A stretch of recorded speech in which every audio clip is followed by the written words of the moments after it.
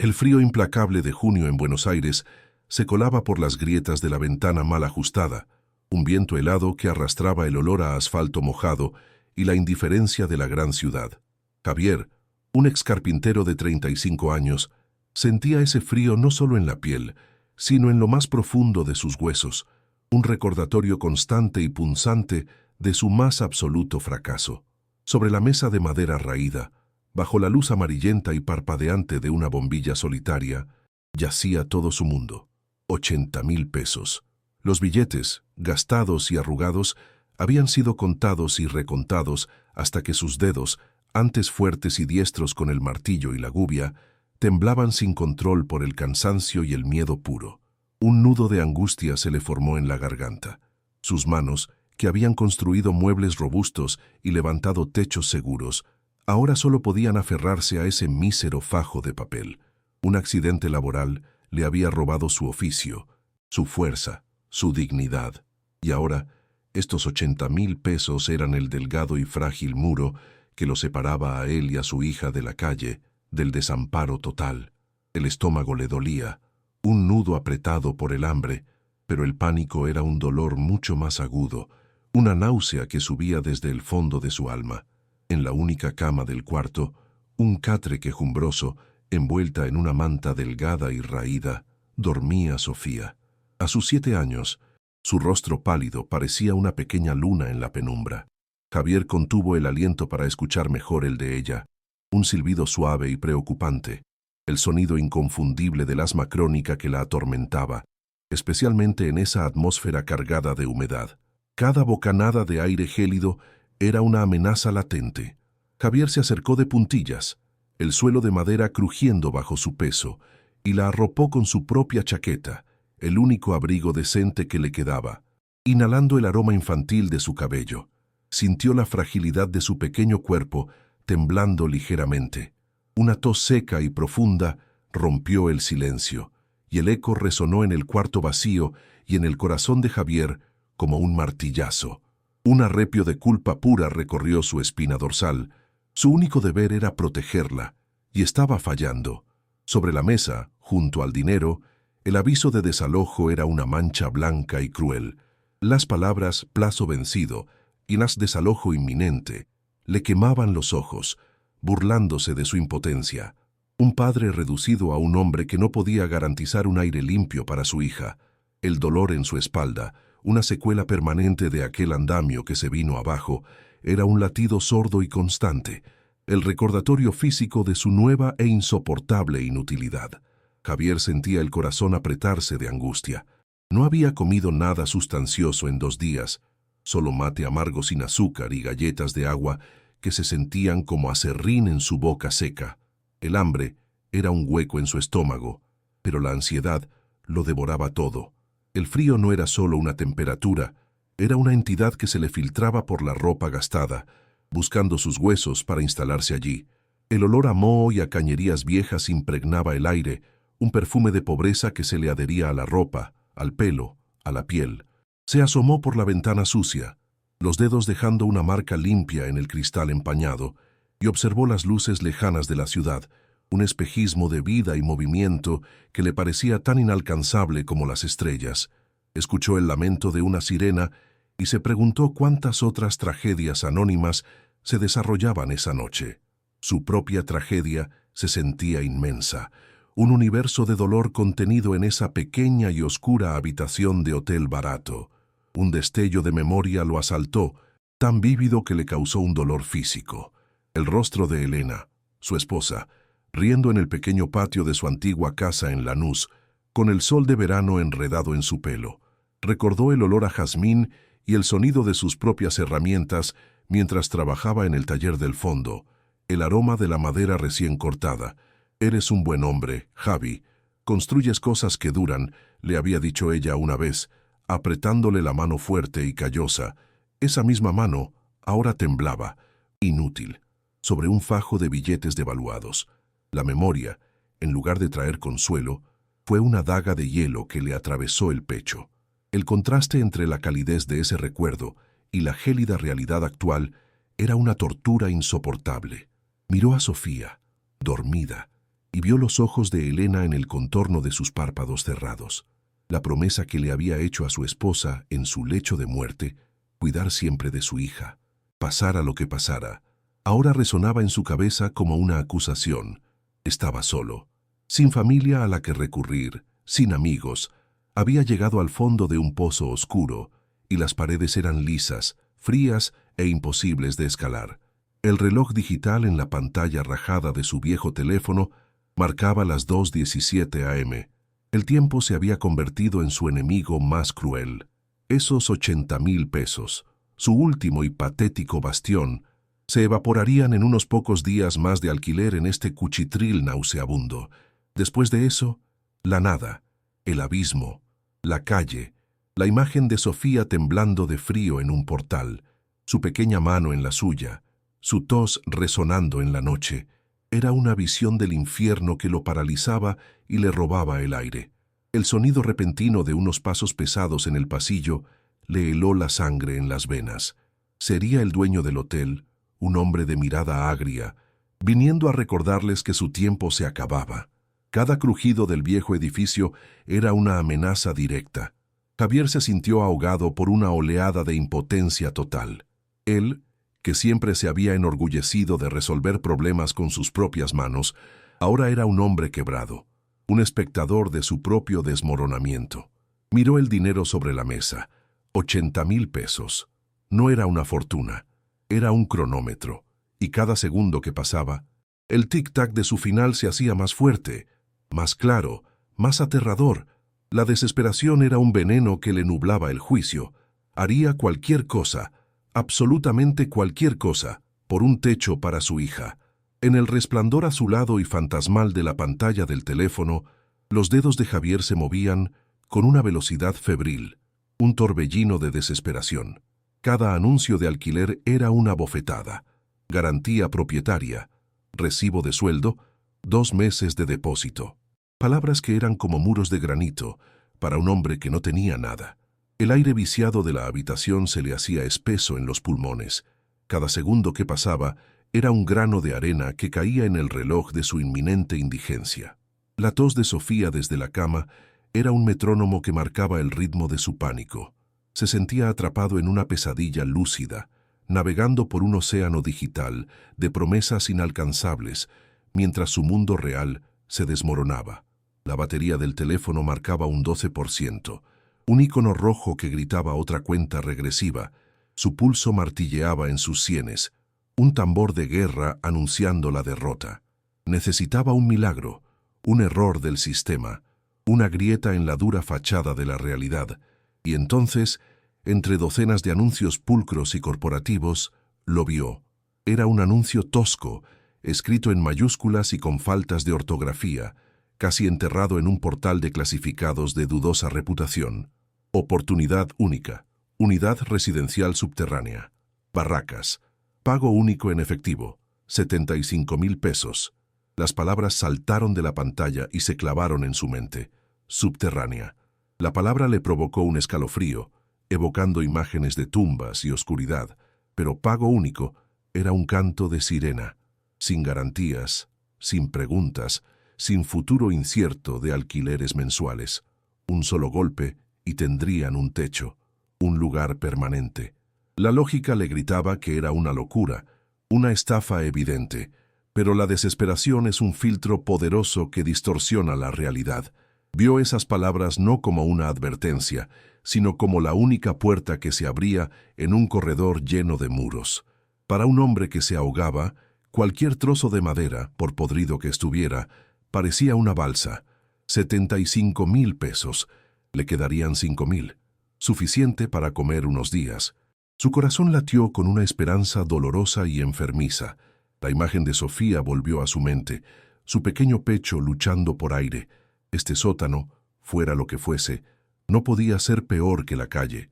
En la calle, el frío sería absoluto.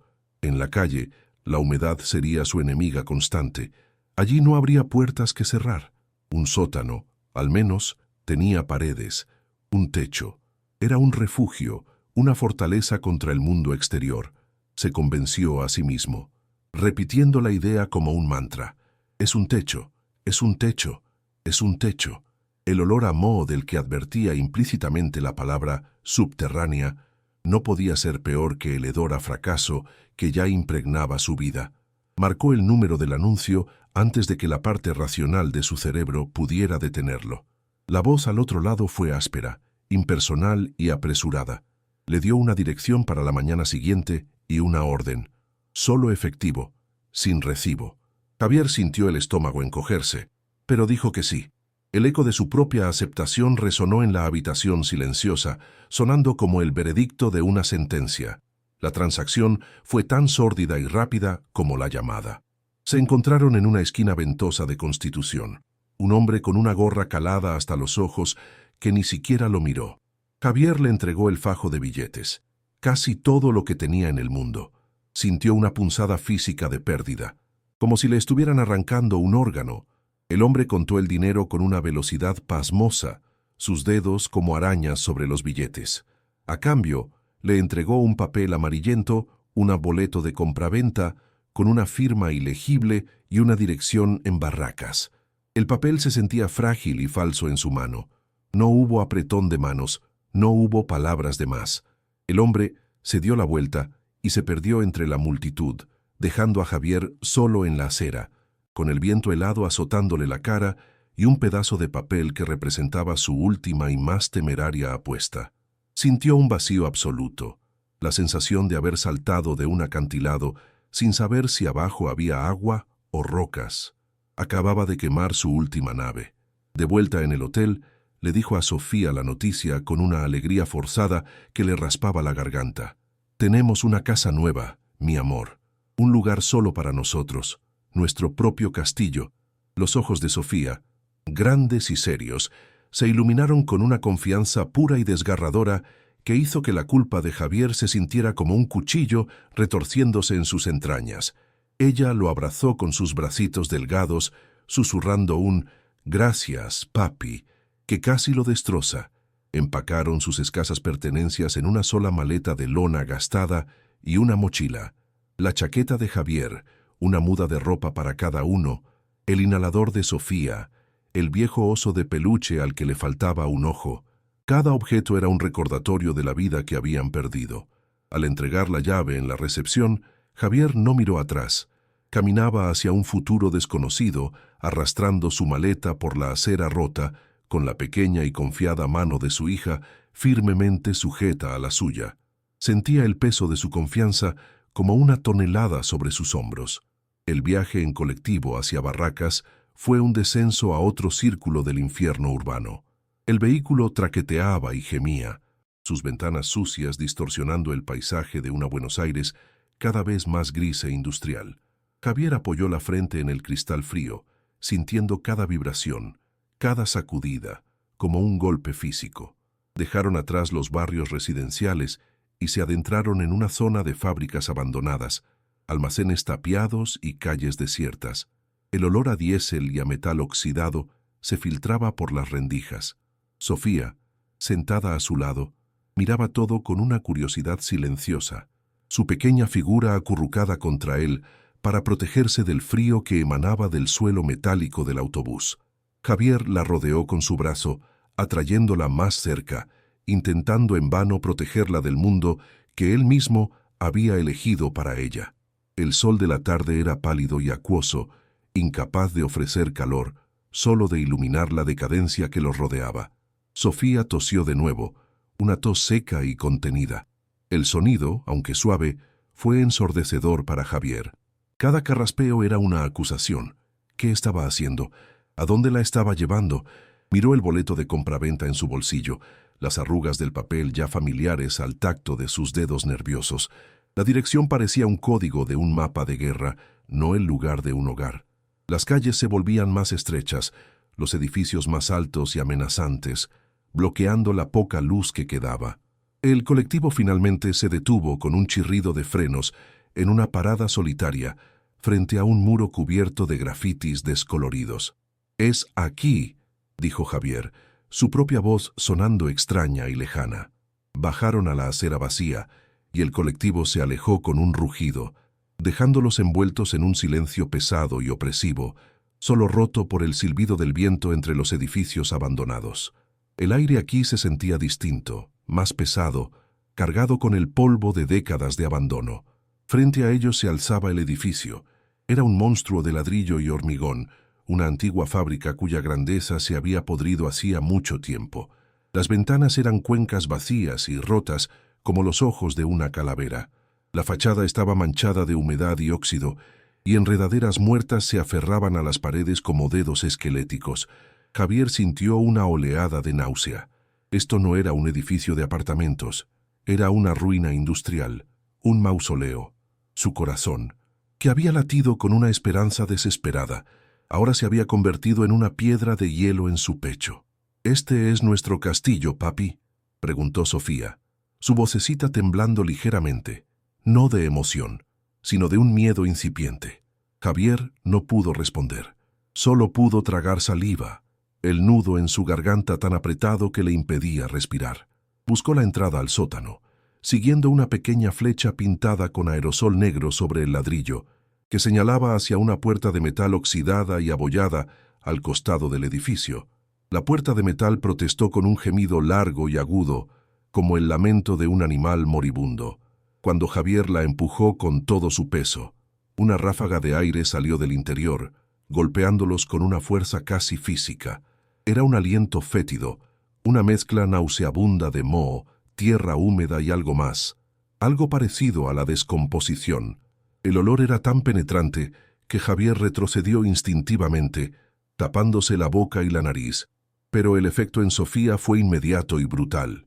La niña se dobló en dos, sacudida por un ataque de tos violento y espasmódico, un sonido áspero y desgarrador que arañó las paredes del estrecho pasillo. Sus pequeños hombros temblaban mientras luchaba por cada bocanada de aire en esa atmósfera venenosa. El pánico, frío y afilado, atravesó a Javier. Sacó el inhalador de la mochila con manos temblorosas y se lo acercó a la boca. El corazón se le había hundido en el estómago. El desastre ya no era una posibilidad, era una certeza. Descendieron por una escalera de hormigón resquebrajado hacia la más absoluta oscuridad. Cada paso resonaba en el silencio, amplificado por la acústica cavernosa del lugar. El único sonido, además de la respiración sibilante de Sofía, era un goteo constante y rítmico en algún lugar cercano. Ploc, ploc, ploc. Un sonido que prometía volverse una tortura. Javier encendió la linterna de su teléfono y el haz de luz cortó la negrura, revelando un pasillo estrecho con paredes de hormigón que parecían sudar, cubiertas por una capa de moho negruzco y brillante. El aire era glacial, una humedad que calaba los huesos al instante. Se sentía como descender a una tumba. Al final del pasillo, una única bombilla desnuda colgaba de un cable. Javier encontró el interruptor y tras un par de intentos, la bombilla cobró vida con un zumbido y un parpadeo agónico, arrojando una luz amarillenta y enfermiza sobre su nuevo hogar. La vista lo dejó sin aliento. No era una unidad residencial, era una celda, una tumba de hormigón, un espacio rectangular sin ventanas, con el suelo de tierra apisonada y húmeda. Las paredes, manchadas y agrietadas, se desmoronaban al menor contacto. Del techo, una tubería oxidada goteaba sin cesar, formando un charco oscuro y maloliente en una esquina. El hedor a moho era abrumador, tan espeso que casi se podía masticar. La bombilla parpadeaba erráticamente, sumiendo el lugar en una secuencia estroboscópica de luz y sombras danzantes que hacían que las paredes parecieran moverse, cerrándose sobre ellos. Javier dejó caer la maleta. El sonido sordo del golpe fue absorbido por la humedad del ambiente. Se quedó inmóvil en el centro de la habitación, el haz de luz de su teléfono temblando en su mano. Escuchó el goteo, escuchó la tos de su hija, escuchó el zumbido de la bombilla. Eran los únicos sonidos en su universo de fracaso. La tos de Sofía se convirtió en un silbido agudo y desesperado. Se aferraba a la pierna de su padre, su carita pálida y sus labios con un tinte azulado bajo la luz macilenta. «Papi, no puedo respirar», jadeó. Y cada palabra fue una puñalada en el corazón de Javier. La había traído a un lugar que la estaba matando activamente, un lugar peor que la calle, peor que un refugio, peor que cualquier pesadilla que hubiera podido imaginar. Había gastado su último centavo para atrapar a su hija enferma en una mazmorra húmeda y venenosa.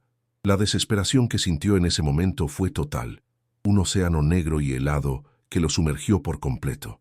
No había esperanza, no había salida. Había tocado fondo y se dio cuenta, con un horror paralizante, de que el fondo era mucho más profundo y oscuro de lo que jamás había creído posible. Un sollozo seco y ahogado se escapó de su garganta. Estaba atrapado. Estaban atrapados.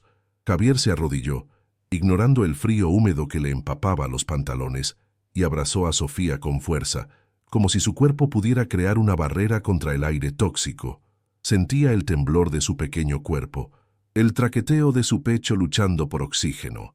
El olor a tierra mojada y a podredumbre llenaba sus fosas nasales, el olor de su monumental error. La bombilla parpadeó y se apagó, sumiéndolos en una oscuridad casi total, solo rota por la débil luz del teléfono. El goteo de la tubería sonaba ahora como un martillo, golpeando un clavo en su cráneo. Ploc, ploc, un recordatorio constante de su estupidez. Había querido ser un constructor, un protector, y había construido una prisión para su propia hija.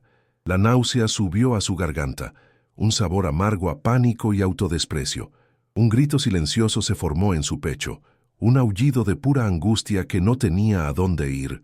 Había fallado, de la manera más catastrófica y absoluta. Las paredes de hormigón parecían absorber el sonido, el aire, la vida. El silencio que siguió al apagón de la luz fue pesado y sofocante, roto únicamente por el silbido agudo del asma de Sofía. Javier la sostuvo contra su pecho, sintiendo el latido frenético de su corazón contra el suyo. El frío del suelo se filtraba a través de su ropa, un frío que no era solo físico, sino existencial. Se sentía enterrado vivo. La falsa esperanza que lo había impulsado durante las últimas 24 horas se había desvanecido, dejando atrás solo la cruda y brutal realidad de su situación. Había apostado todo lo que tenía, y había perdido de una forma que ni siquiera podía concebir. Miró hacia la impenetrable oscuridad de la escalera por la que habían bajado. No había vuelta atrás. No había a dónde ir. Estaba en el fondo del pozo, y el único sonido en el mundo era el de su hija luchando por respirar en la oscuridad que él había comprado para ella. El peso de su fracaso lo aplastó, una fuerza física que le robó el aire y lo dejó hueco por dentro. Había cambiado 80,000 pesos por una tumba de hormigón y el sufrimiento de su hija. En ese sótano frío y húmedo, rodeado por el olor a decadencia y el sonido de una gotera incesante, Javier sintió que una parte de él se rompía para siempre. La pequeña llama de esperanza que había mantenido viva, la creencia de que de alguna manera podría proteger a Sofía, se extinguió por completo, dejando solo cenizas frías. Las lágrimas silenciosas comenzaron a correr por sus mejillas, mezclándose con el polvo y la suciedad del aire. No eran lágrimas de tristeza, sino de una desesperación tan profunda que se sentía como la muerte misma. Se había convertido en aquello que más temía. Un padre que no solo no podía proteger a su hija, sino que la había conducido directamente al peligro. La oscuridad del sótano era un reflejo perfecto de la oscuridad que ahora consumía su alma. Las horas siguientes se disolvieron en una pesadilla febril y helada. Javier logró que la bombilla volviera a funcionar con un golpe seco, y su luz intermitente reveló el rostro pálido y sudoroso de Sofía. El inhalador le había dado un respiro temporal, pero su respiración seguía siendo un silbido frágil y laborioso. Javier la envolvió en la única manta seca que tenían y en su propia chaqueta, acunándola en su regazo sobre la maleta de lona para aislarla del suelo helado. Se sentía como un náufrago aferrado al último madero en un océano de hielo. El goteo de la tubería era el único reloj, marcando el paso de un tiempo que parecía haberse detenido en la miseria. Cada ploc era un eco de su fracaso, un sonido que se le clavaba en el cerebro. La desesperación había dado paso a un vacío paralizante, una resignación gélida que era casi peor que el pánico. El frío no era solo una sensación, era un depredador que los acechaba en la penumbra. El aire no solo estaba húmedo, sino que se movía. Una corriente constante y helada se colaba por una grieta ancha cerca del suelo, un flujo de viento que parecía emanar de las mismas entrañas de la tierra. Era esta corriente la que más afectaba los pulmones de Sofía, un veneno invisible que anulaba el poco calor que sus cuerpos podían generar. Javier sabía que tenía que detenerla. Era una tarea pequeña, casi insignificante en la escala de su desastre, pero era la única acción que podía concebir. Un problema tangible que sus manos, aunque débiles y doloridas, quizás podían solucionar. Se levantó con cuidado, depositando a Sofía sobre la maleta, y se acercó a la pared agrietada. El hormigón se sentía como un bloque de hielo al tacto, y el aire que salía de la fisura olía a tierra profunda y a olvido. Era un susurro helado que prometía enfermedad y más sufrimiento. Tenía que tapar esa herida en la pared. Buscó a tientas en la penumbra algo que pudiera servirle. Encontró trozos de ropa vieja y sucia abandonados en una esquina, probablemente por algún ocupante anterior. Estaban húmedos y apestaban a descomposición, pero eran lo único que tenía. Se arrodilló frente a la grieta, el frío del suelo traspasando instantáneamente la tela de sus pantalones. Empezó a meter los trapos en la fisura, sus dedos entumecidos luchando contra la tela rígida y el hormigón áspero. Era un trabajo inútil y patético, un carpintero que una vez construyó casas enteras, ahora reducido a rellenar una grieta con basura. Sintió una oleada de autocompasión, tan amarga, que le quemó la garganta. La corriente de aire disminuía ligeramente, pero seguía allí, un fantasma helado, que se reía de su esfuerzo. Estaba a punto de rendirse, de dejarse caer contra la pared y dejar que el frío los consumiera, cuando la vocecita de Sofía rompió el silencio. «Papi», susurró ella, su voz apenas audible por encima del goteo. «¿Qué es eso?» Javier se giró. Sofía no lo miraba a él, sino a la pared, justo al lado de donde él estaba trabajando. Su pequeño dedo señalaba un punto específico en el hormigón. Javier frunció el ceño, acercando la luz de su teléfono. Al principio no vio nada, solo la superficie gris y monótona del muro, manchada de humedad. «Ahí», insistió Sofía, «el ladrillo es diferente». Javier siguió su dedo y entonces lo vio. Uno de los ladrillos de hormigón que formaban la base de la pared no estaba perfectamente alineado con los demás. Estaba ligeramente rehundido y su color era sutilmente distinto, como si estuviera hecho de un material diferente. No lo habría notado en 1000 años, pero los ojos de una niña, aburridos y asustados en la penumbra, habían encontrado la anomalía, una pequeña desviación en un patrón de desesperación. Javier acercó el teléfono aún más, el haz de luz temblando en su mano. La superficie del ladrillo estaba cubierta por la misma capa de suciedad y moho que el resto de la pared, pero bajo esa capa algo había. Con el pulgar frotó con fuerza, raspando la mugre acumulada durante décadas. La suciedad se desprendió en forma de polvo seco, revelando lo que había debajo. Era una marca, una talla. No era profunda, apenas un rasguño en la superficie, pero era inconfundible. Una estrella de 6 puntas, una estrella de David, tallada a mano con una herramienta rudimentaria. Estaba casi borrada por el tiempo, sus líneas tenues y desgastadas, pero estaba allí. Un símbolo de fe y de historia en medio de la nada. Un arrepio que no tenía nada que ver con el frío recorrió la espina dorsal de Javier. ¿Qué hacía ese símbolo allí, escondido en la pared de un sótano abandonado en barracas? Olvidó el frío, el hambre, la desesperación, una nueva sensación, una curiosidad intensa y punzante, se apoderó de él. Empujó el ladrillo con los dedos. No se movió. Estaba firmemente asentado, pero su apariencia, el hecho de que estuviera marcado, le decía a su instinto de constructor que algo no encajaba. No era parte de la estructura original. Era un añadido, un remiendo, una puerta. Miró a su alrededor buscando una herramienta. No había nada, solo sus manos. Apoyó las yemas de los dedos en el borde del ladrillo y tiró, la piel rozando contra el hormigón áspero. Un dolor agudo recorrió su espalda lesionada, pero lo ignoró. El ladrillo ni se inmutó. Sintió una frustración creciente. Aquella marca no podía ser una coincidencia.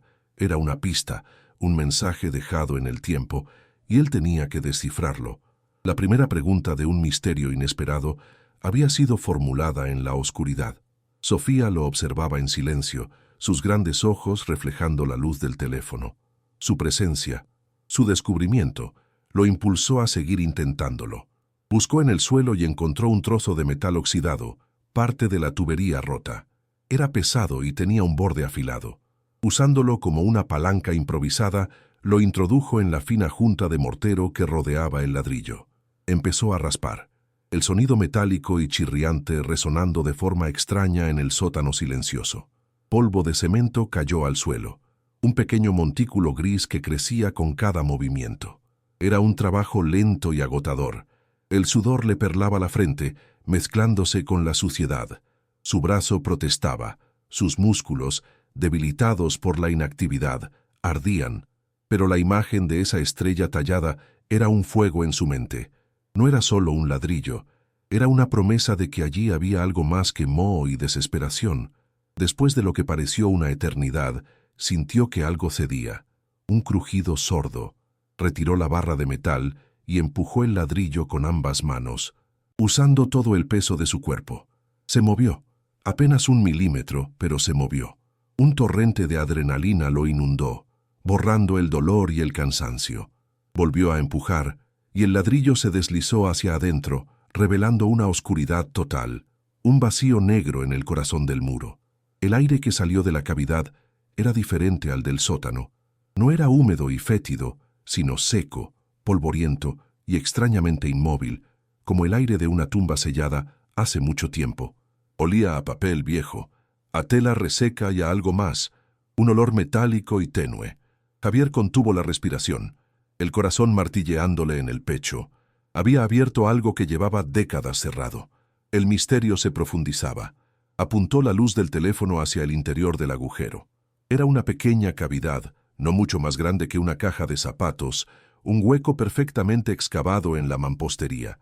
Y dentro, en el centro de ese pequeño nicho secreto, había un objeto, una pequeña caja rectangular. Javier sintió un escalofrío. Era real. No había sido una alucinación producto del cansancio o la desesperación. La pista de Sofía lo había llevado a un secreto tangible. Con la mano temblando, la introdujo en la oscuridad fría del hueco. Sus dedos rozaron la superficie del objeto.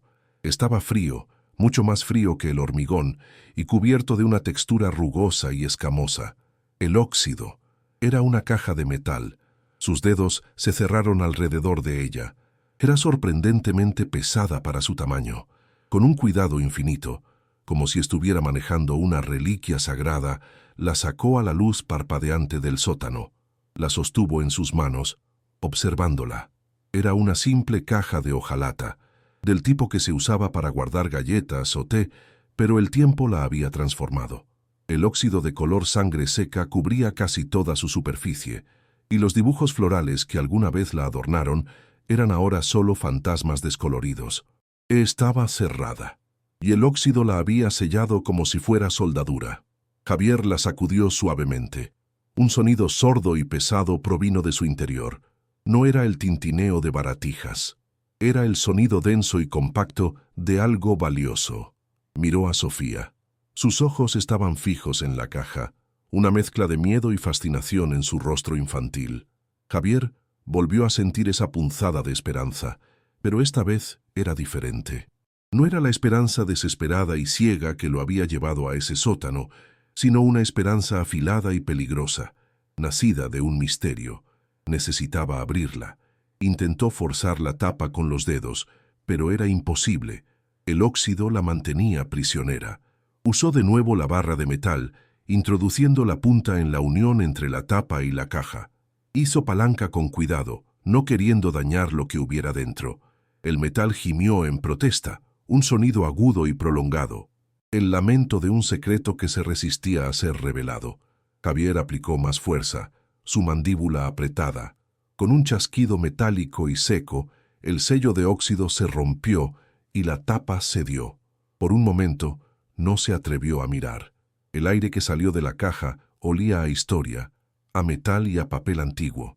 Finalmente, levantó la tapa. La luz del teléfono se derramó sobre el contenido y Javier ahogó una exclamación. Sus ojos, acostumbrados a la penumbra y a la miseria, fueron deslumbrados por un brillo cálido y profundo. Oro. La caja estaba casi llena de monedas. No eran monedas modernas, sino piezas grandes y pesadas de un oro bruñido, cuyo brillo parecía absorber la pobre luz de la bombilla y devolverla multiplicada. Javier tomó una en su mano. Era pesada, increíblemente sólida. En una cara, un águila imperial. En la otra, el perfil de un hombre desconocido. Monedas de antes de la guerra, de un mundo que ya no existía. Las contó con dedos temblorosos. Había docenas, una pequeña fortuna, más dinero del que había visto en toda su vida. Por un instante, el alivio fue tan abrumador que casi se desmaya. Podía sacar a Sofía de allí, podía llevarla a un lugar cálido y limpio, podía comprarle medicinas, comida, podía darle un futuro. Las lágrimas volvieron a sus ojos, pero esta vez eran lágrimas de una gratitud abrumadora y de un shock absoluto. El sótano, su tumba, se había convertido en su salvación, pero debajo de las monedas había algo más. Envuelto cuidadosamente en un trozo de hule amarillento y quebradizo para protegerlo de la humedad, había otro objeto. Javier apartó las monedas con cuidado, el tintineo del oro sonando como música celestial en el silencio del sótano. Levantó el paquete, era delgado y rectangular. Desenvolvió el hule con una delicadeza que no sabía que poseía. La tela se deshizo parcialmente en sus manos, convirtiéndose en polvo, y allí, protegido durante décadas, se encontraba un pequeño diario.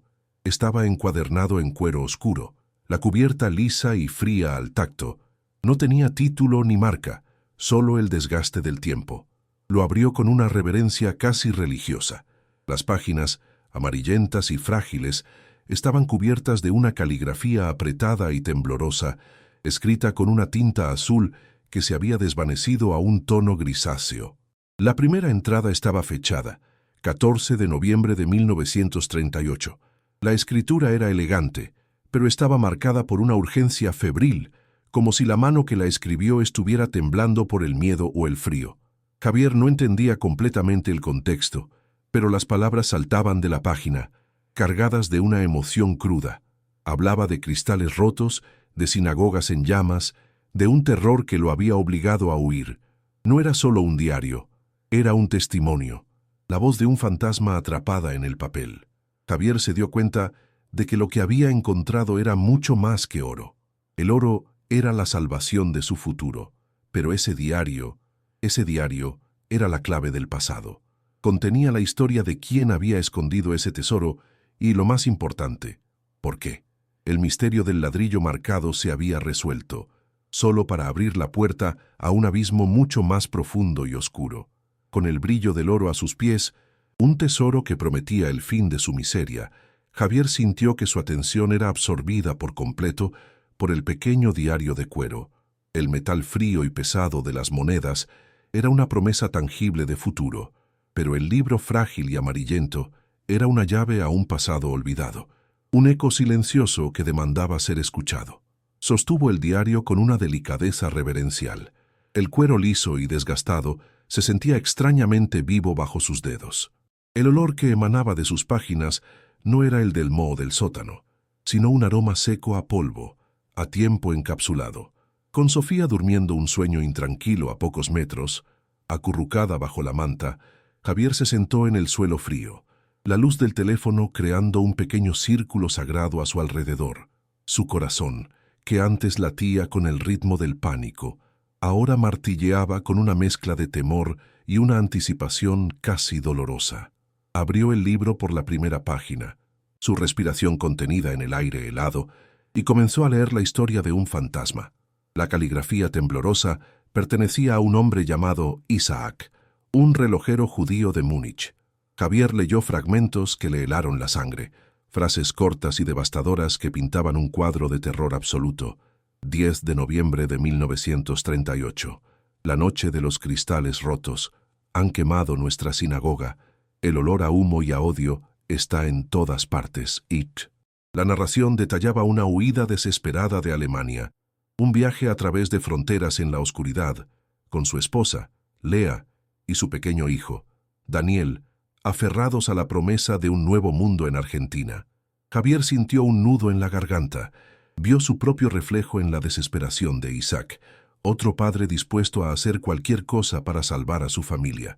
El diario describía su llegada a Buenos Aires, la esperanza inicial, y el encuentro con un hombre que se presentó como su salvador, Arturo Kleist, un industrial poderoso e influyente, dueño de la fábrica bajo la cual Javier se encontraba ahora. Una figura imponente que prometía lo imposible en una época de puertas cerradas. La promesa de Kleist era un canto de sirena, una melodía de esperanza en un mar de desesperación.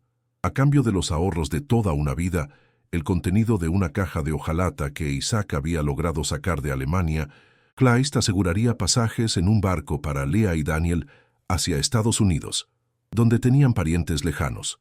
Él, Isaac, se quedaría trabajando temporalmente para Kleist en la fábrica, en el taller de mantenimiento de precisión, para pagar el resto del favor. Isaac escribió sobre la agonía de la decisión, de separarse de su familia, pero la creencia en la bondad de Kleist y el miedo a la creciente amenaza en Europa lo convencieron. «Es un hombre respetado», escribió Isaac. «Sus fábricas construyen el futuro de este país. No tiene por qué engañar a un pobre refugiado». Javier sintió el peso de esa ingenua confianza, una confianza que él mismo había depositado en un anuncio anónimo apenas unas horas antes. El corazón se le oprimió al sentir la esperanza de Isaac vibrando a través de las décadas. Entonces, el tono del diario cambió abruptamente. La caligrafía se volvió más errática. Las líneas descendían en las esquinas de la página, manchadas por lo que parecían ser gotas de agua o quizás lágrimas. 12 de enero de 1939. No hay noticias. El barco zarpó hace 2 semanas. Kleist dice que la correspondencia es lenta, pero siento un frío en el alma. Las entradas se volvieron más cortas, más febriles. Describían la creciente paranoia de Isaac, el aislamiento en el taller del sótano, las miradas extrañas de los otros trabajadores, el silencio evasivo de Arturo Kleist cada vez que preguntaba por su familia. El miedo puro saltaba de las páginas y se enroscaba en el estómago de Javier. Podía sentir el cerco cerrándose alrededor de Isaac, la horrible comprensión amaneciendo lentamente en la mente del relojero. El hombre que le había prometido la salvación se estaba convirtiendo en su carcelero. La esperanza se desvanecía, reemplazada por una certeza helada y aterradora. La última entrada era casi ilegible. Un garabato desesperado que ocupaba 2 páginas enteras. No tenía fecha. Me ha engañado. Lo sé. Lo escuché hablar con su capataz. Nunca hubo pasajes. Nunca hubo un barco. Javier tuvo que detenerse. El aire le faltaba. La náusea subió a su garganta. Continuó leyendo. Isaac describía cómo, en un momento de pánico, logró esconder una parte de su oro, las monedas, detrás de un ladrillo suelto en la pared del sótano, el lugar donde dormía. Y entonces, la revelación final, la que hizo que Javier soltara un gemido ahogado. No están en ningún barco. No salieron de la ciudad. Los enterró. Escuché la palabra cimientos. Dios mío, mi Lea, mi pequeño Daniel. La frase terminaba ahí, pero el horror no. La última línea, escrita con una fuerza que casi rasgó el papel, era una condena y una profecía. Y ahora viene por mí. Oigo los ladrillos. Me están emparedando vivo. Kleist, que mi memoria sea su juicio. Que Dios no lo perdone. Javier cerró el diario de golpe, sus manos temblando violentamente. El sótano, que ya era una tumba de hormigón, ahora se sentía como un verdadero sepulcro. Estaba sentado en la misma habitación donde un hombre había sido enterrado vivo. El aire que respiraba parecía de repente más pesado, lleno de la agonía de Isaac. Miró las paredes de hormigón con un nuevo horror, imaginando el sonido de los ladrillos siendo colocados, la oscuridad final descendiendo sobre el relojero. El oro a su lado ya no brillaba con la promesa de la libertad, ahora ardía con el fuego de una injusticia atroz. No era un tesoro. Era la última posesión de una familia aniquilada, el testigo silencioso de un triple asesinato. Un escalofrío profundo y violento sacudió a Javier. La historia no estaba muerta y enterrada. Él estaba sentado en medio de ella, respirando su polvo, tocando sus reliquias. Y el nombre del asesino, Kleist resonaba en su mente como una campana fúnebre. En ese preciso instante, un sonido lo hizo saltar, un ruido sordo proveniente de arriba. No era el gemido del viento ni el goteo de la tubería. Eran pasos, pesados, decididos, resonando en el suelo de la fábrica abandonada directamente sobre sus cabezas. El corazón de Javier se disparó, martilleando contra sus costillas con una fuerza dolorosa. No eran los pasos furtivos de un vagabundo. Sonaban seguros, autoritarios. El pánico se apoderó de él. Con una velocidad febril, metió el diario y las monedas de vuelta en la caja de hojalata, la deslizó dentro del hueco en la pared y volvió a colocar el ladrillo en su lugar, empujándolo con fuerza. No encajaba perfectamente, pero en la penumbra era casi imperceptible. Se arrastró hacia Sofía y le puso un dedo en los labios, susurrando: «Shh, mi amor». Silencio absoluto. Los ojos de la niña se abrieron de par en par, llenos de miedo. Entonces, escucharon el sonido que más temían, el chirrido metálico y agudo de la puerta del sótano abriéndose lentamente en la parte superior de la escalera. La silueta de un hombre se recortó contra la tenue luz gris del exterior. Era una figura alta, erguida, que no encajaba en absoluto con el entorno decrépito. Javier contuvo la respiración, sintiendo a Sofía temblar en sus brazos. Los pasos comenzaron a descender por la escalera de hormigón. No eran apresurados, eran lentos, metódicos, el sonido de unos zapatos caros y duros crujiendo sobre los escombros y el polvo. Cada paso era como un golpe de martillo en los nervios de Javier. Finalmente, el hombre llegó al pie de la escalera y se detuvo, permitiendo que sus ojos se acostumbraran a la penumbra parpadeante. La bombilla solitaria iluminó su rostro. Era un hombre de unos 70 años, con el pelo plateado perfectamente peinado hacia atrás y un rostro surcado por arrugas finas.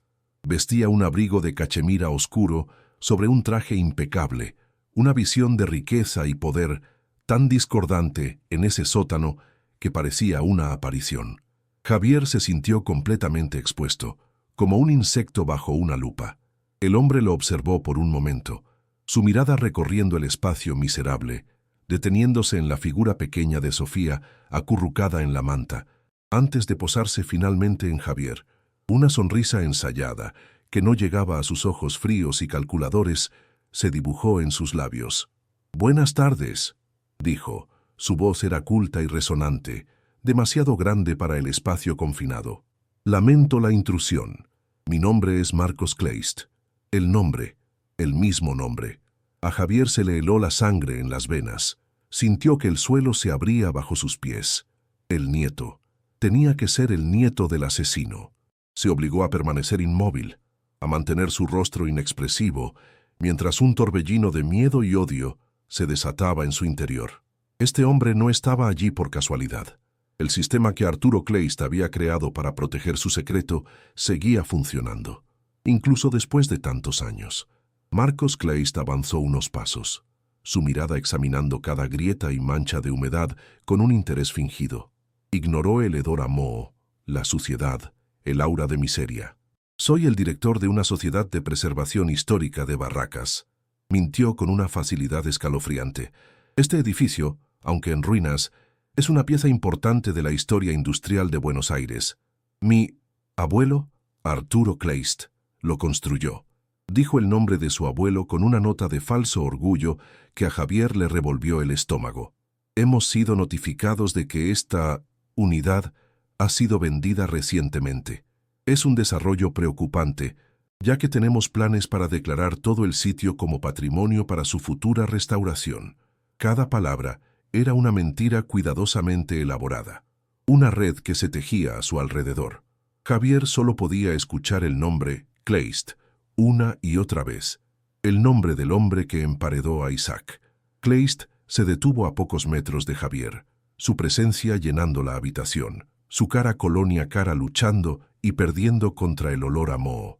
«Entiendo su situación», continuó. Su tono ahora era de una falsa compasión. «Y mi sociedad está dispuesta a ayudar. Nos gustaría comprarle esta propiedad para asegurar su conservación, por supuesto». Hizo una pausa, mirando directamente a los ojos de Javier. «Le ofrezco 100.000 pesos. Es un 25% más de lo que pagó, una pequeña ganancia para usted y nos permite continuar con nuestros importantes planes de preservación. La oferta era un insulto. 100,000 pesos no eran nada para un hombre como él. Era una prueba. Quería ver si Javier mordería el anzuelo, si era solo un pobre diablo buscando un techo o si sabía algo más. Javier sintió que estaba en un campo de minas donde cualquier paso en falso podría ser el último. La caja detrás de la pared se sentía como un bloque de hielo contra su espalda. El cerebro de Javier trabajaba a una velocidad vertiginosa. El miedo por Sofía era una sirena ensordecedora en su cabeza, pero la ira, una rabia fría y profunda por Isaac y su familia, le daba una extraña claridad. Si aceptaba el dinero, estaría vendiendo el secreto de Isaac por una miseria y probablemente firmando su propia sentencia de muerte. Si se negaba, estaría declarando la guerra a un hombre que claramente tenía un poder inmenso y ningún escrúpulo. Con la garganta seca, logró articular una respuesta. «Gracias, amén, señor, pero este es nuestro único hogar. No podemos irnos». Las palabras sonaron débiles, patéticas, pero eran las únicas que se atrevió a pronunciar. Las pronunció mientras miraba a su hija, esperando que el hombre viera solo a un padre desesperado protegiendo a su cría, y no a un hombre que acababa de desenterrar el pecado original de su familia. La sonrisa de Marcos Kleist se desvaneció. No fue un cambio drástico, sino un sutil endurecimiento de sus facciones, como si una máscara de amabilidad se hubiera resquebrajado, revelando el acero frío que había debajo. Sus ojos, antes evaluadores, ahora eran gélidos, desprovistos de cualquier emoción. El silencio que siguió se estiró, cargado de una amenaza palpable. Kleist ya no miraba a Javier. Su mirada se desvió lentamente por el sótano, notando el techo que goteaba, las paredes desmoronadas, la bombilla parpadeante.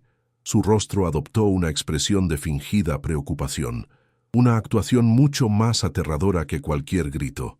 «Entiendo», dijo finalmente, su voz ahora un susurro sedoso y venenoso. «Pero debe tener cuidado. Estos edificios antiguos son frágiles». Se detuvo, dejando que las palabras flotaran en el aire viciado, cargadas de un significado ominoso. Luego, su mirada se posó deliberadamente en Sofía, que tosía suavemente bajo la manta. La niña, sintiendo la intensidad de su atención, se encogió. La falsa preocupación en el rostro de Kleist se profundizó. Un colapso estructural puede ocurrir sin previo aviso. Sería una tragedia terrible si algo le sucediera a alguien aquí abajo. Hizo una pausa, sus ojos fijos en la niña, especialmente con una niña tan pequeña y delicada. Adentro, la amenaza ya no era velada, era una declaración, tan clara y afilada como un cuchillo de hielo. Estaba diciendo que si Javier no se iba, se aseguraría de que el edificio se derrumbara sobre ellos. Se dio la vuelta sin decir una palabra más y subió las escaleras con la misma calma metódica con la que había bajado. El sonido de sus pasos se alejó y la puerta de metal se cerró con un golpe sordo y final, sumiendo de nuevo a Javier en la penumbra y en un terror mucho más profundo que la pobreza. Javier se quedó temblando en la oscuridad, el eco de las palabras de Kleist resonando en el sótano como una sentencia de muerte. El frío que sentía ahora no provenía de la humedad, sino del miedo puro y absoluto. Ya no era un hombre pobre que había encontrado un tesoro, era el guardián de un secreto mortal, y el monstruo heredero de ese secreto sabía dónde encontrarlo. En sus manos invisibles sostenía dos destinos. Por un lado, el oro, suficiente para huir, para encontrar un lugar seguro y cálido para Sofía, para comprarle los mejores médicos y borrar esta pesadilla. Por otro lado, el diario, la voz de Isaac pidiendo justicia desde la tumba. Usar el oro significaba enterrar a Isaac por segunda vez. Buscar justicia significaba poner a su propia hija en la mira de un hombre poderoso y despiadado. Javier se enfrenta a una elección imposible, atrapado entre el pasado y el futuro. ¿Qué harías tú en su lugar? ¿Tomarías el oro para salvar a tu familia y huir, enterrando el secreto para siempre? ¿O arriesgarías todo, la seguridad de tu propia hija, para buscar justicia por una familia asesinada hace décadas? El eco de las palabras de Marcos Kleist, una tragedia terrible, se quedó flotando en el aire viciado del sótano, mucho después de que el sonido de sus pasos caros se hubiera desvanecido. Javier se quedó inmóvil, paralizado no por el frío, sino por una nueva clase de terror, uno sofisticado y sin rostro. La amenaza no había sido un grito, sino un susurro venenoso, lo que la hacía infinitamente más aterradora. Sentía el peso del edificio sobre él, no como hormigón y ladrillo, sino como la voluntad de un hombre poderoso.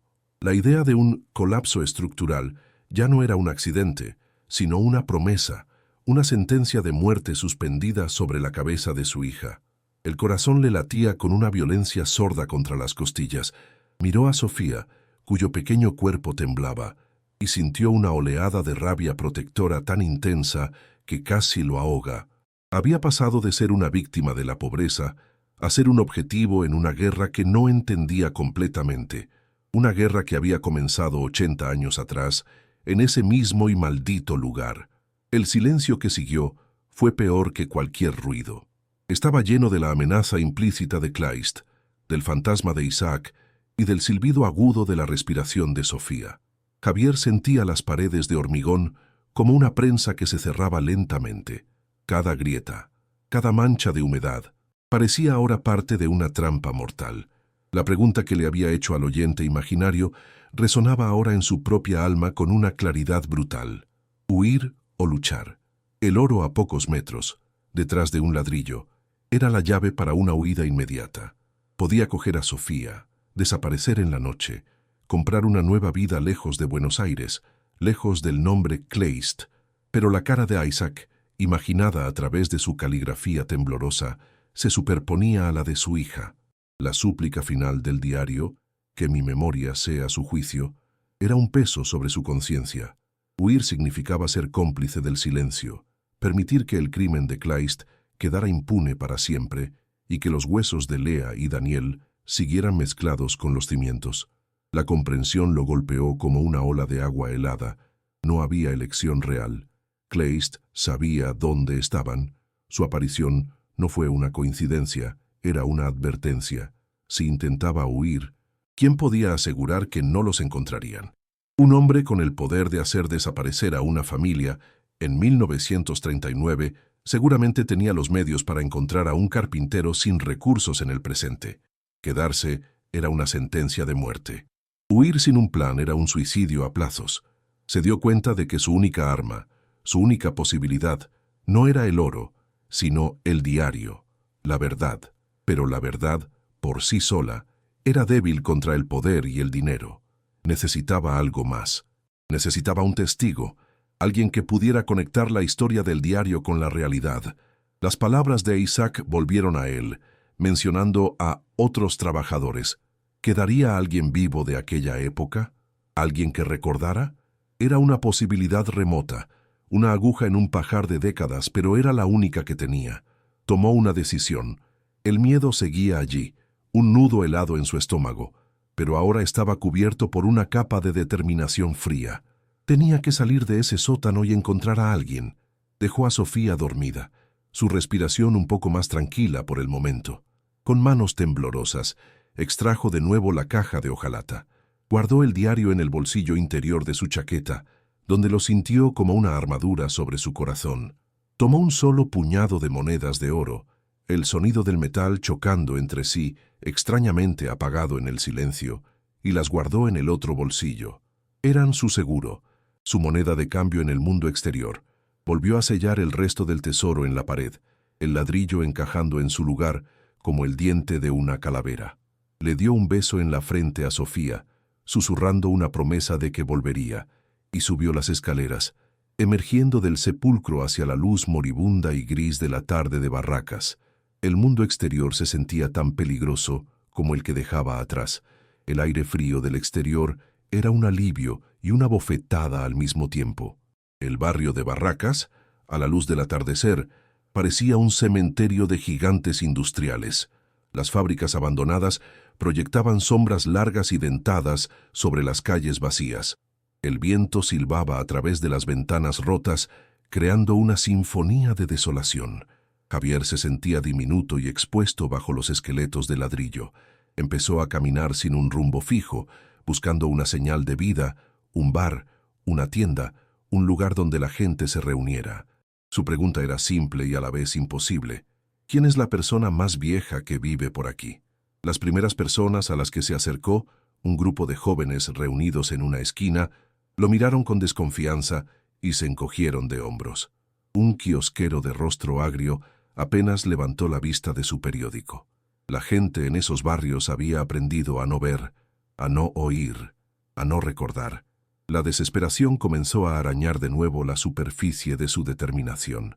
Finalmente, una mujer mayor que barría su acera con una lentitud metódica, escuchó su pregunta y se detuvo. Sus ojos, nublados por las cataratas, lo estudiaron durante un largo rato. ¿El más viejo?, repitió con voz cascada. Todos los viejos aquí están muertos o se han ido. Pero quizás Inés. Ella ha estado aquí desde siempre, desde antes de que todo esto fueran ruinas. Le señaló con la escoba un edificio al final de la calle. Un conventillo de fachada descascarada y balcones de hierro forjado oxidados, de los que colgaba ropa descolorida como banderas de rendición. La del segundo piso, la puerta del fondo. Pero es una mujer reservada. No le gustan los extraños.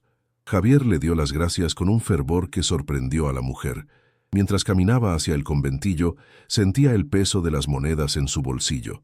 Quizás pudiera comprar la confianza de Inés, o al menos su tiempo. El corazón le latía con una mezcla de esperanza y temor. Estaba a punto de llamar a la puerta del pasado.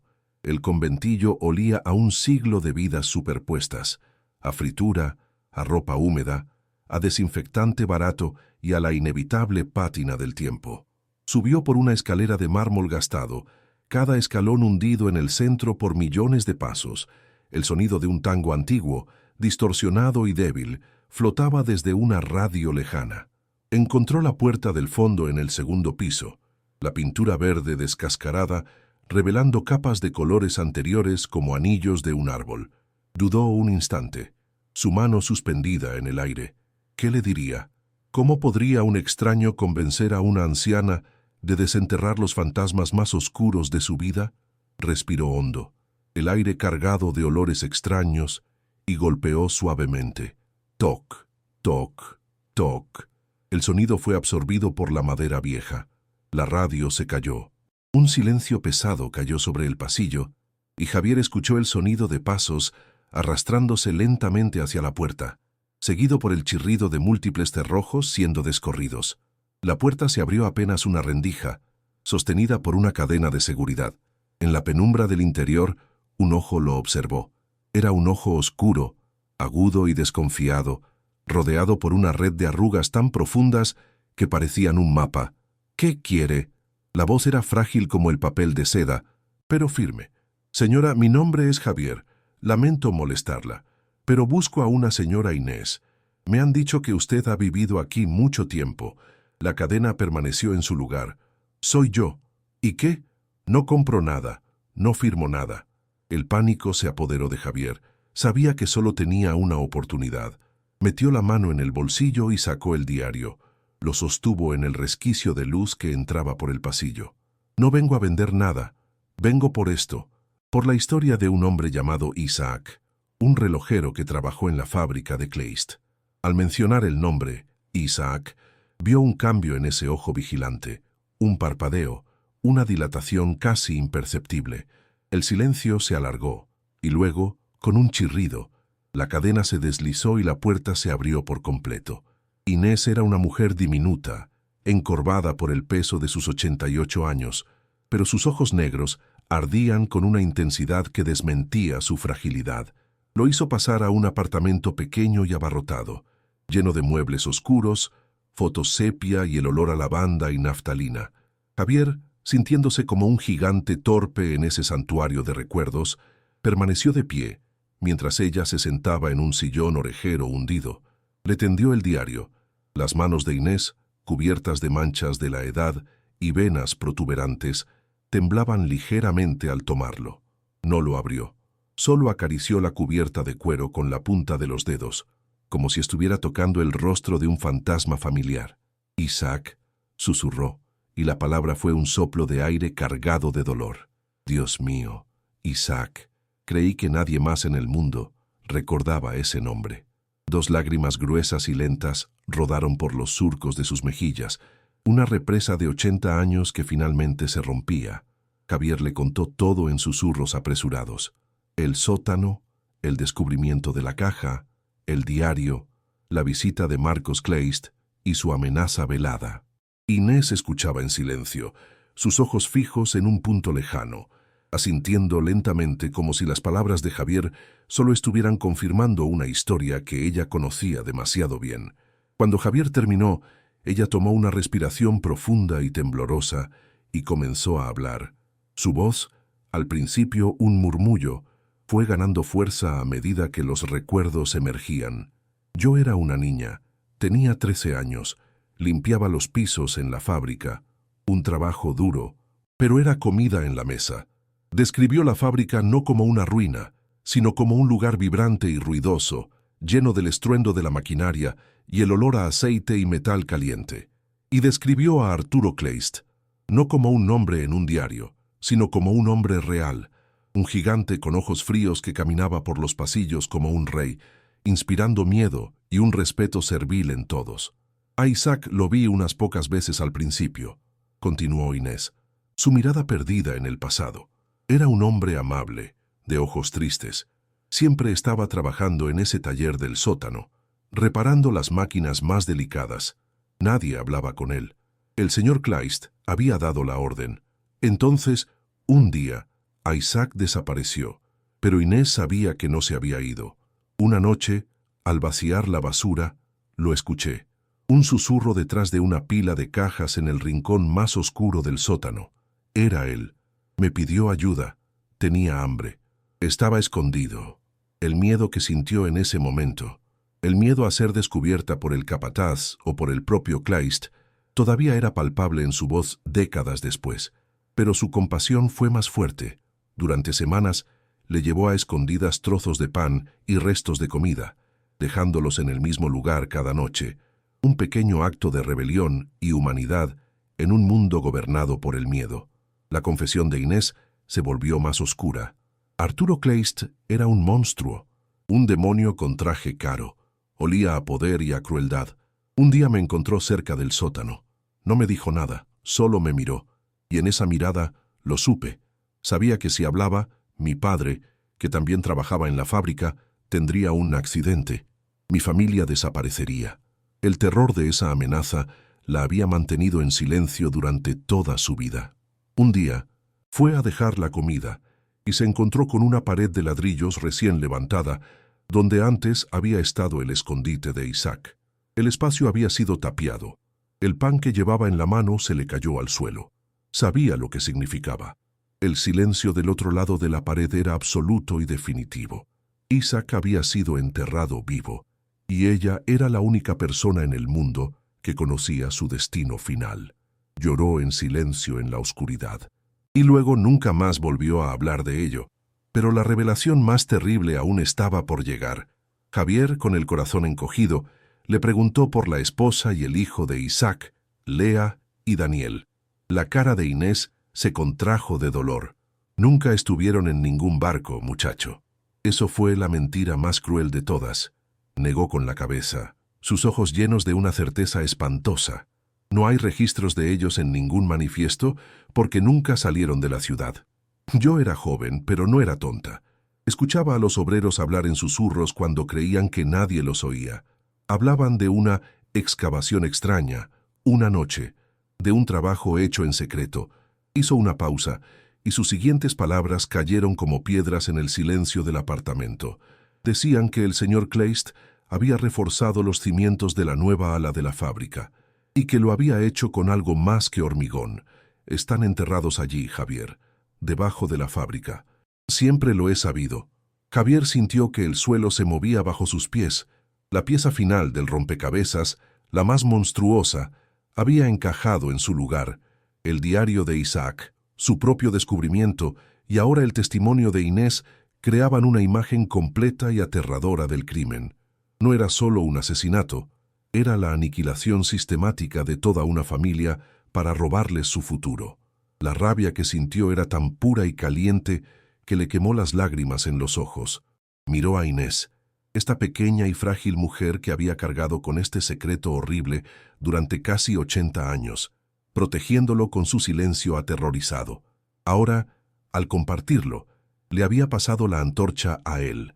Ya no se trataba solo de la justicia para Isaac, se trataba de darle un nombre a la tumba de Lea y Daniel. Se trataba de enfrentarse al legado de Arturo Kleist, encarnado en su nieto, Marcos. Se despidió de Inés, prometiéndole que la verdad saldría a la luz, y corrió de vuelta al sótano. Su mente era un torbellino de planes y furia. Mientras corría por las calles desiertas, el aire frío de la noche le quemaba los pulmones. Un plan desesperado se formaba en su mente: coger a Sofía, el resto del oro y el diario, y llevar a Inés a un lugar seguro, lejos de la ciudad, antes de contactar a alguna autoridad, a la prensa, a quien fuera que pudiera escuchar. La ingenuidad de su plan era evidente, pero era lo único que tenía. Al doblar la esquina de la fábrica, un sonido anormal lo detuvo en seco. Un motor diésel funcionando al ralentí. Una furgoneta blanca sin insignias estaba aparcada junto a la entrada del sótano. Su presencia era una mancha ominosa en la oscuridad. El corazón de Javier se detuvo, y entonces escuchó otro sonido, uno que le heló la sangre en las venas, el ruido sordo y brutal de un mazo golpeando hormigón, seguido por el estruendo de escombros cayendo. Habían vuelto, y no estaban siendo sutiles. Se acercó sigilosamente, manteniéndose en las sombras más profundas, y se asomó por una de las ventanas rotas del nivel del suelo que daba a la escalera del sótano. La escena abajo era una pesadilla. Dos hombres corpulentos, vestidos con monos de trabajo que pretendían ser uniformes municipales, estaban desatando una violencia metódica sobre el interior del sótano. No era una demolición, era un saqueo. Uno de ellos destrozaba una pared con un mazo, golpe tras golpe, mientras el otro lo seguía con una potente linterna, examinando los escombros, buscando. Sus movimientos eran eficientes y brutales. No estaban comprobando la integridad estructural, estaban buscando una caja, estaban buscando el secreto de Isaac. Y en medio de todo ese caos, en el rincón más alejado, vio un pequeño bulto envuelto en una manta. Sofía estaba despierta, petrificada de terror por el ruido y la violencia. El polvo de hormigón ya estaba empezando a llenar el aire como una niebla espesa. El pánico más absoluto que jamás había sentido se apoderó de Javier. Su hija estaba atrapada allí abajo con dos matones que no dudarían en hacerla desaparecer si la encontraban. Tenía que sacarla de allí. ¿Pero cómo? La única entrada y salida estaba bloqueada por la furgoneta y, presumiblemente, por un vigilante. Trató de pensar, pero su cerebro era un caos de miedo. El sonido de la tos de Sofía, un sonido áspero y ahogado que apenas se oía por encima de la destrucción, llegó hasta él y fue como una descarga eléctrica. El polvo. El maldito polvo de hormigón estaba asfixiando a su hija. Tenía que actuar ya. La rabia superó al miedo. Ya no era un carpintero asustado. Era un padre cuyo cachorro estaba acorralado. Observó a los hombres. Se movían por el perímetro, golpeando y buscando. Sistemáticamente. Se estaban acercando a la pared donde se ocultaba la caja.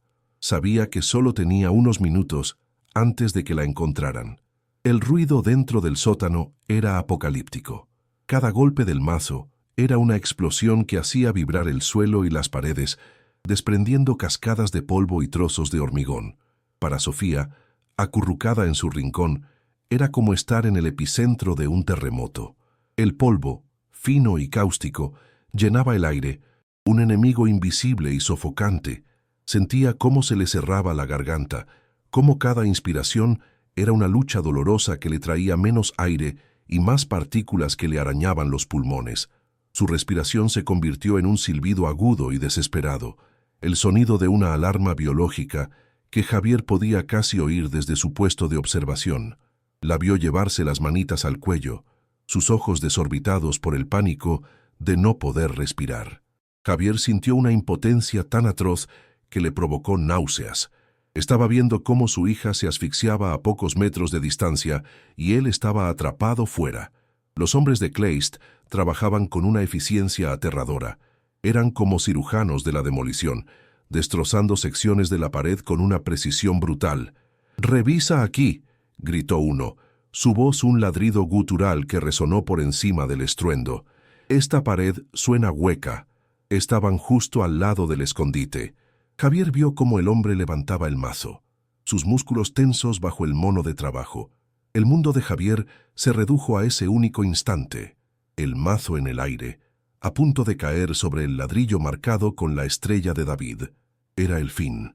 Encontrarían la caja, el oro, y luego se darían cuenta de que el diario no estaba, y entonces buscarían a los únicos ocupantes del sótano. Los cazarían en ese espacio cerrado y polvoriento. No habría escapatoria. La imagen de lo que le harían a él y a Sofía para recuperar ese diario lo llenó de un horror blanco y cegador.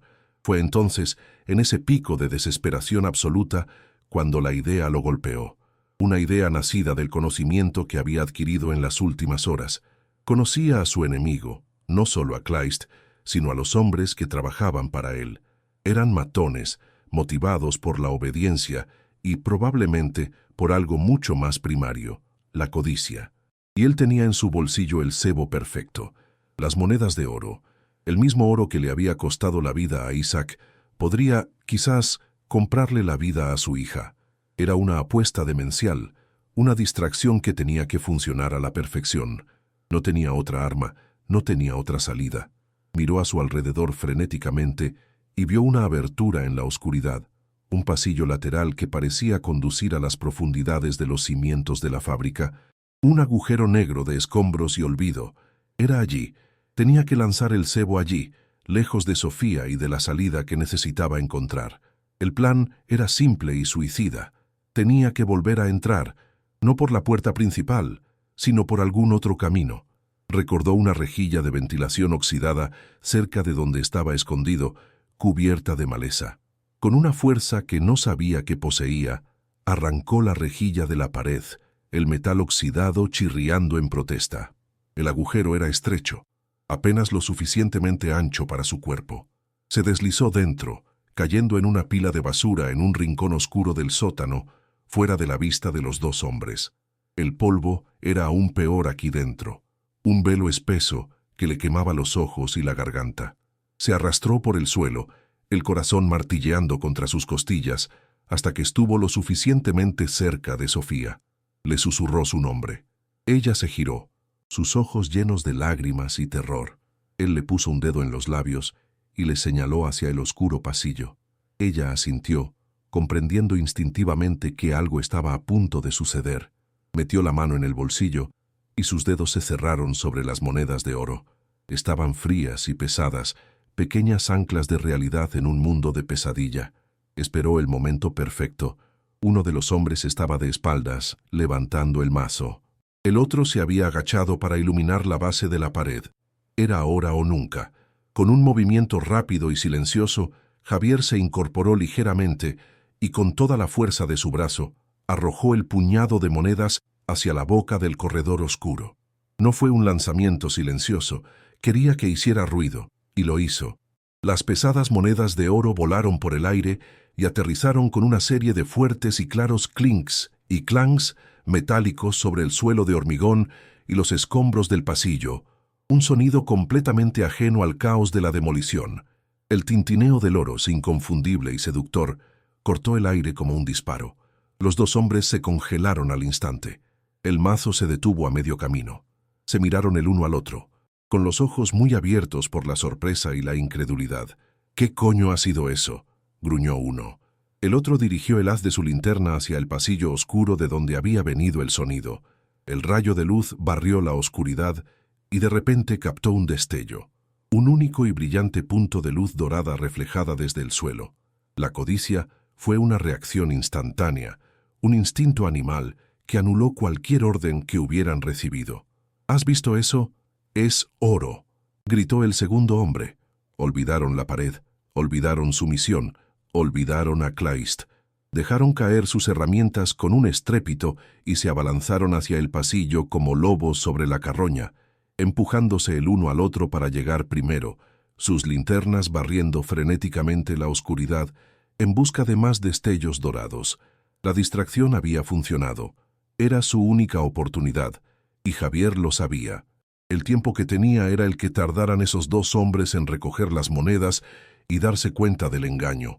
Corrió hacia Sofía, la levantó en brazos, se sentía terriblemente ligera, frágil, y corrió en la dirección opuesta, lejos del pasillo. El diario en su bolsillo se sentía como una placa de plomo. Su mente buscaba frenéticamente una salida, no la puerta principal. Tenía que haber otra cosa, y entonces la vio. Una rejilla metálica cuadrada en el suelo, casi oculta bajo una pila de sacos podridos. La reconoció por los planos de edificios antiguos que solía estudiar, una tolva de carbón, una vía de servicio olvidada que debía conducir al exterior. Con la adrenalina dándole una fuerza sobrehumana, pateó los sacos y agarró la rejilla con los dedos ensangrentados. Estaba oxidada y atascada. Tiró con un grito ahogado de esfuerzo. Con un chirrido metálico que le desgarró los nervios, la rejilla cedió. Debajo solo había una oscuridad impenetrable y el olor a carbón húmedo y a tierra. No había tiempo para dudar. Abrazó a Sofía con fuerza. «Cierra los ojos, mi amor. Confía en mí», le susurró al oído. La besó en la frente y, sin permitirse un segundo de vacilación, la bajó a la oscuridad del conducto. La oyó jadear mientras se deslizaba hacia abajo. Luego, sin mirar atrás, se metió en el agujero, sintiendo el metal frío y áspero rasparle la espalda y los brazos. Fue una caída corta y caótica, un tobogán de óxido y mugre que lo escupió en el exterior. Aterrizó sobre una pila blanda de polvo de carbón y basura en el fondo de un estrecho patio de luces, un espacio olvidado entre la fábrica y el edificio contiguo. Sofía ya estaba allí tosiendo, pero a salvo. Estaban fuera. El aire exterior, aunque frío y contaminado, se sintió como el más puro de los oxígenos en sus pulmones ardientes. Javier se puso en pie de un salto, ignorando el dolor agudo en su espalda y en sus manos. Levantó a Sofía, que se aferró a su cuello como si su vida dependiera de ello, y miró hacia arriba. Podía oír los gritos furiosos de los hombres desde el sótano. Se habían dado cuenta del engaño. No tenían mucho tiempo. Vio una salida al final del estrecho patio, una franja de luz anaranjada de una farola de la calle. Corrió hacia ella, sus pies tropezando con los escombros invisibles en la oscuridad. El sonido del motor de la furgoneta poniéndose en marcha con un rugido le dijo que lo habían visto o lo estaban buscando. Salió a la calle desierta y no miró atrás. Solo corrió. Corrió con su hija en brazos y el testimonio de un hombre muerto en el bolsillo. Corrió hacia la única luz de esperanza que le quedaba en el mundo, la ventana del apartamento de Inés. El sonido de sus propias pisadas y de su respiración jadeante llenaba sus oídos. Cada sombra parecía una amenaza, cada ruido un peligro inminente. La ciudad, antes indiferente, ahora se sentía activamente hostil, un laberinto diseñado por Kleist para atraparlo. El peso de Sofía en sus brazos era a la vez una carga y su única razón para seguir corriendo. Sentía el pequeño cuerpo de ella temblar con cada tos, con cada sollozo ahogado. El edificio de Inés apareció al final de la calle, sus luces tenues como un faro en una tormenta. Mientras subía corriendo los escalones de la entrada, escuchó el chirrido de neumáticos a sus espaldas. La furgoneta blanca doblaba la esquina, sus faros barriendo la calle y atrapándolos por un instante en su resplandor blanco y cegador. No redujo la velocidad. Se dirigía directamente hacia ellos. Javier se arrojó contra la pesada puerta del conventillo con todo su peso, justo cuando la furgoneta pasaba a toda velocidad, su bocina un bramido de furia frustrada. Dentro del vestíbulo oscuro y maloliente, se derrumbó contra la puerta cerrada, su cuerpo temblando incontrolablemente. El corazón le martilleaba tan fuerte que le dolía el pecho. Estaba a salvo, pero solo por un momento. Había declarado la guerra abiertamente. Había escapado, pero ahora era un fugitivo. Miró a Sofía. Su rostro, cubierto de hollín y lágrimas, era la imagen de la inocencia aterrorizada. Le acarició el pelo, susurrando palabras de consuelo que él mismo no sentía. «Ya pasó, mi amor. Ya estamos a salvo». Pero sabía que era una mentira. La verdadera batalla acababa de comenzar. Con el último gramo de sus fuerzas, Se levantó, subió a su hija a la espalda y comenzó a subir las escaleras hacia el apartamento de Inés. Cada escalón era un esfuerzo monumental. Ya no corría por miedo, sino hacia la justicia. Llevaba consigo el peso de 2 familias, la suya y la de Isaac, y no iba a detenerse hasta que ese peso fuera levantado. Llamó a la puerta de Inés, no con un golpe suave esta vez, sino con golpes urgentes y desesperados. La puerta se abrió casi al instante, como si ella hubiera estado esperando detrás.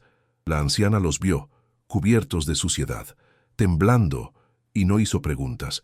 Simplemente abrió los brazos y los hizo entrar, cerrando la puerta y echando todos los cerrojos detrás de ellos. El calor y la relativa calma del pequeño apartamento los envolvieron como una manta. Sofía comenzó a llorar, no de miedo, sino de puro agotamiento y alivio. Inés la tomó de los brazos de Javier y la sentó en su sillón, envolviéndola en una manta tejida a mano y susurrándole palabras suaves en un tono que solo las abuelas conocen. Javier se quedó de pie en medio de la habitación, su cuerpo vibrando por la adrenalina que se desvanecía, observando la escena. En ese pequeño santuario de orden y tiempo detenido, en medio de la persecución y la violencia, vio la primera y verdadera luz de esperanza. Inés se volvió hacia él, sus ojos oscuros llenos de una nueva y fiera determinación. El miedo que la había mantenido en silencio durante 80 años había sido quemado y reemplazado por la ira. «Ese monstruo sigue siendo el mismo monstruo», susurró, refiriéndose tanto a Arturo como a Marcos, 2 caras de la misma moneda malvada. «No nos encontrarán aquí esta noche, pero no podemos quedarnos. Tienes el libro, ¿verdad?» Javier asintió, tocando el bolsillo de su chaqueta, donde el diario de Isaac descansaba, ahora tibio por el calor de su cuerpo. «Bien», dijo Inés, su voz cobrando una fuerza inesperada, «porque conozco a alguien a quien ni todo el dinero de los Kleist puede comprar. Mañana por la mañana no iremos a la policía, iremos directamente a la cima. Mañana, muchacho, haremos que la voz de Isaac se escuche en toda la ciudad». La promesa en su voz era tan sólida como el oro que Javier había dejado atrás, y mucho más valiosa. El amanecer en el apartamento de Inés era un milagro silencioso. La primera luz del día, teñida de rosa y naranja, se filtraba a través de las cortinas de encaje, pintando rayas cálidas sobre el suelo de madera. Por primera vez en días, Javier no había despertado con un sobresalto de pánico, sino con el aroma a café recién hecho y el sonido tranquilo de la respiración de Sofía, que dormía profundamente en el sofá, arropada y segura. La adrenalina de la noche anterior había dado paso a una calma gélida y decidida.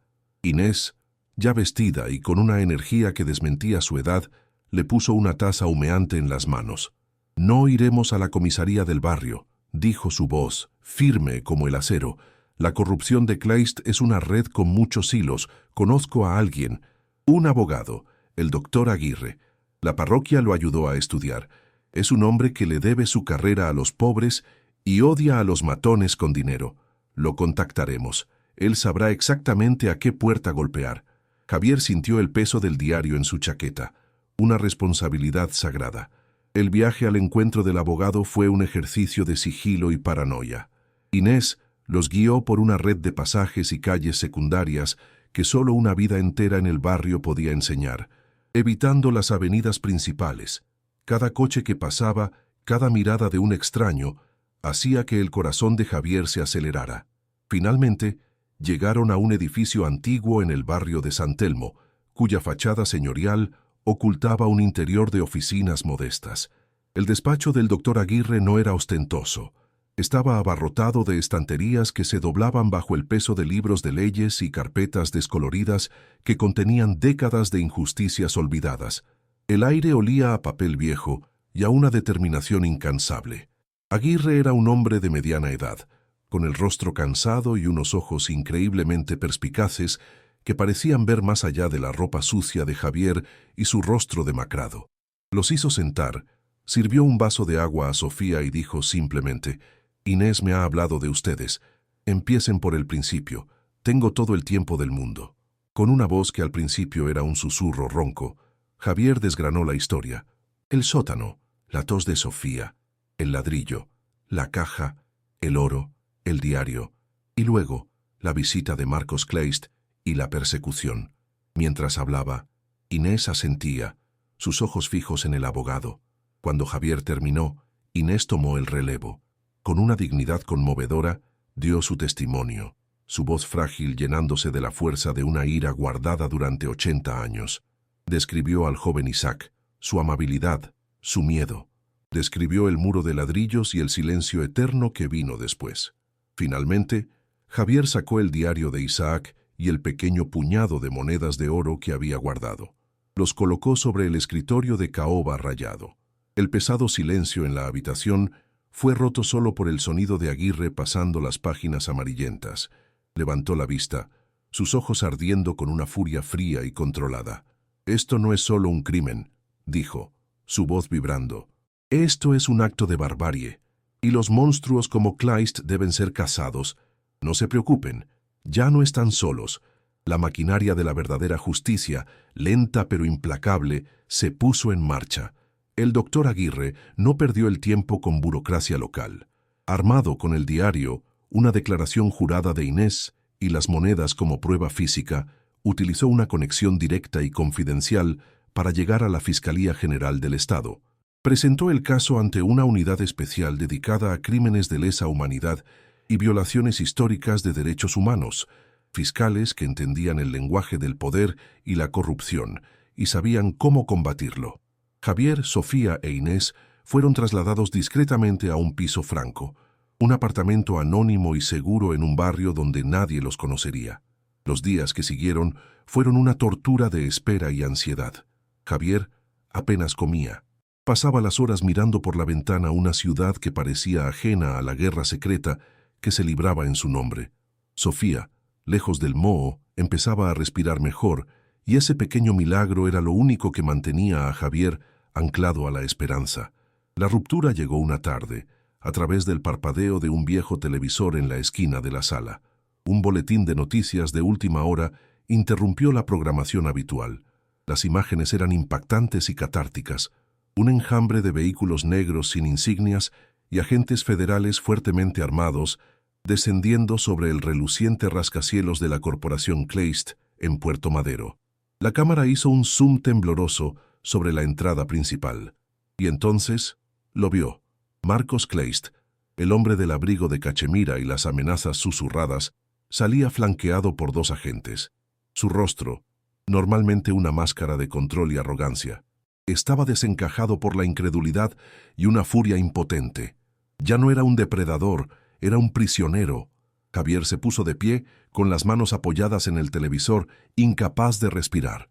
Una única lágrima rodó por su mejilla. Era una lágrima por Isaac, por Lea, por Daniel. Era una lágrima de justicia. El gigante había caído. La detención de Marcos Kleist fue solo el principio. El caso explotó en los medios, convirtiéndose en la historia que paralizó al país. El diario de Isaac fue publicado, y su voz temblorosa, silenciada durante 8 décadas, resonó en millones de hogares. La atención se centró entonces en la vieja fábrica de barracas, que fue acordonada y declarada escena del crimen. Equipos de arqueólogos forenses comenzaron una excavación metódica y respetuosa en la sección de los cimientos indicada por Inés. Javier observaba las noticias con el corazón en un puño. Y un día, llegó la confirmación que todo el mundo temía y esperaba. Los noticieros informaron, con un tono solemne, del descubrimiento de restos óseos. Eran pequeños, frágiles. Las pruebas confirmaron que pertenecían a una mujer joven y a un niño de corta edad. Lea y Daniel, por fin habían sido encontrados. El imperio Kleist, construido sobre la riqueza robada y los huesos de una familia inocente, se derrumbó en un escándalo de proporciones históricas. El juicio fue un acontecimiento nacional. El testimonio de Inés, entregado con una claridad y una fuerza que asombraron a la corte, fue devastador. El diario de Isaac fue la voz del fiscal desde la tumba. Marcos Kleist, enfrentado a pruebas irrefutables y al oprobio público, fue condenado por encubrimiento de asesinato, fraude masivo y una letanía de crímenes financieros relacionados con el origen de la fortuna familiar. Todos los activos de la corporación fueron confiscados por el Estado. En una sesión final y sin precedentes, el tribunal abordó la cuestión de la recompensa. En ausencia de herederos conocidos de la familia de Isaac y en reconocimiento a su papel crucial en el descubrimiento del crimen, y como compensación por los daños y el peligro sufrido, la Corte le otorgó a Javier una parte sustancial de la fortuna recuperada. Cuando el doctor Aguirre le dio la noticia, Javier no sintió la euforia de la riqueza, sino una profunda y abrumadora sensación de paz. El círculo se había cerrado. La vida de Javier y Sofía se transformó de una manera que excedía cualquier sueño de lotería. El contraste con su existencia anterior era casi violento en su belleza. Se mudaron a una casa luminosa y espaciosa en un tranquilo barrio arbolado, un lugar donde el sol se derramaba a través de grandes ventanales. El aire ya no olía a moho y desesperación, sino a césped recién cortado y a los jazmines que trepaban por una pérgola en el jardín. El único goteo que se oía era el de la fuente de un pequeño estanque. Sofía, con acceso a los mejores especialistas médicos del país, comenzó un tratamiento que transformó su salud. El silbido de su pecho fue reemplazado por el sonido de su risa, una risa clara y fuerte mientras corría descalza por el césped, persiguiendo mariposas. Javier la observaba desde la terraza, sintiendo una calidez en el pecho que no era solo el sol, era la sensación de haber cumplido su promesa. Había construido un refugio seguro para su hija, pero la riqueza no borró el pasado, le dio un nuevo propósito. Javier sabía que no podía simplemente disfrutar de la fortuna nacida de una tragedia. En un rincón soleado del jardín, construyó un taller de carpintería, un espacio luminoso y ordenado que olía a pino y a cedro. Allí, sus manos, antes incapacitadas por el dolor y la inutilidad, recuperaron su fuerza y su propósito.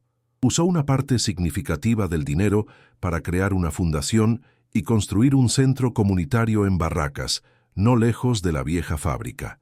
Fue bautizado como Centro Isaac, Lea y Daniel, un hogar para los recién llegados. Se convirtió en un refugio para inmigrantes y refugiados, ofreciendo ayuda legal, clases de español y formación profesional. Javier trabajaba allí la mayoría de los días, no como un benefactor distante, sino como un carpintero, enseñando su oficio, construyendo muebles, construyendo esperanza. Estaba honrando la memoria de Isaac de la única manera que sabía, construyendo cosas que duran. Una noche, mientras el sol se ponía tiñendo el cielo de un naranja intenso, Javier servía la cena en su cocina cálida y reluciente, un plato de pasta humeante, una ensalada fresca. Sofía, sentada a la mesa, dibujaba en un cuaderno, su rostro concentrado y sereno, sus mejillas sonrosadas de salud. Levantó la vista y le sonrió a su padre, una sonrisa pura y sin sombras.